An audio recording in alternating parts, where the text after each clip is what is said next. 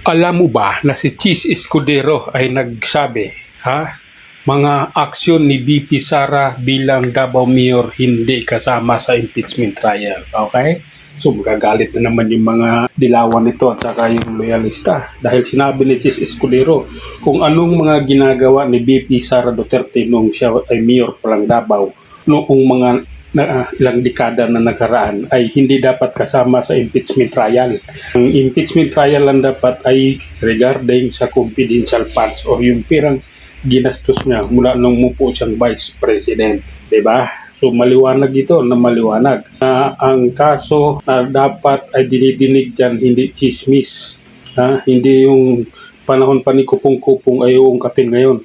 Ang dapat na pag-uusapan ay ang kasalukuyang pangyayari o yung kanilang hinahanap na confidential funds o kaya yung 125 million na ginastos ng 11 days. Yan lang dapat ang pag-uusapan. Hindi dapat pag-uusapan kung ano-ano ang mga nakaraan. Diba?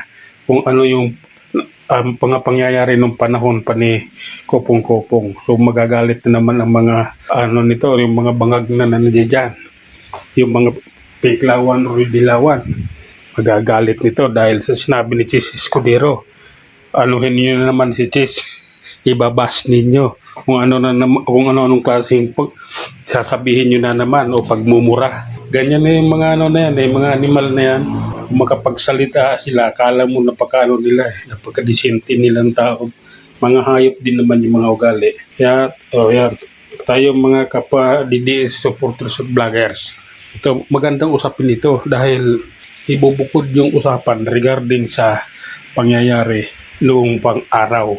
Kundi ang pag-uusapan kung ano ang pangyayari sa kasalukuyan. Yun lang dapat ang mangyayari sa impeachment na yan.